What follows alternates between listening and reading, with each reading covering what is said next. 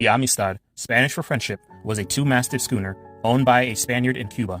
It became renowned in July 1839 for a revolt by Mende captives who had been captured and sold to European slave traders and illegally transported by a Portuguese ship from Africa to Cuba in violation of existing European treaties against the Atlantic slave trade. Two Spanish plantation owners, Don Jose Ruiz and Don Pedro Montes, bought 53 captives, including 4 children, in Havana, Cuba, and were transporting them on the ship to their plantations near modern Camagüey, Cuba. The revolt began after the ship's cook joked that the Mende were to be killed, salted, and cooked. Sengbe Pie, a Mende man, also known as Joseph Cinque, unshackled himself and the others on the 3rd day. They took control of the ship, killing the captain and the cook. Then in the melee, 3 Africans were also killed. Pie ordered Ruiz and Montes to sail back to Africa. Instead, the pair sailed north, up the east coast of the United States, sure that the ship would be intercepted and the Africans sent to Cuba as slaves.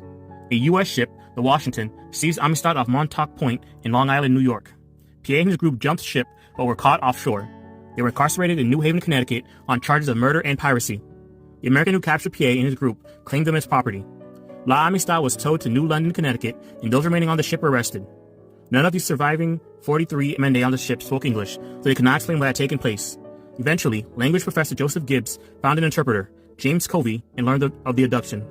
In a fight for their freedom, the slaves were put on trial in the United States, and the case would eventually reach the Supreme Court.